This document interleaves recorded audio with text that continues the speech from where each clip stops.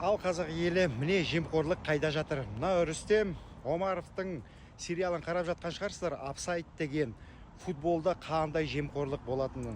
Мына депутаттар қарсы шығып, соған сол сериалда боғау сөздер көп айтылады деп бұғаттап тастап жатыр страницаларын, парақшаларын. Осылай істегеннен кейін, мына депутаттар жемқорлықты көрсеткеннен кейін сендер сөйтіп страницаларын жапқаны үшін қалай боқтамаймыз, айтыңдаршы. Мынау Рүстем Омаровты мен қолдаймын. Анау мошенник деген сериалы қандай шедевр.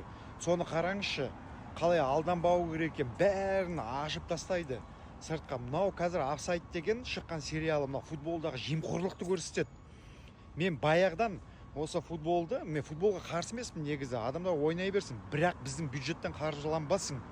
Европейский клубтар сияқты болсын, өздері шыға алатын болса, өздеріне төлейтін болса, солай шықсын, төлей алатындай болып. Түсінікті ме? Ол енді үстідегілерге арнаймын соны. Сондай нәрсеге бюджет деген эконом керек болса, міне қай жерде жатқан ақша. Миллиардтап. Сол миллиардтаған ақшаны өзіміздің мынау қарапайым жұртқа жұмсауға болады.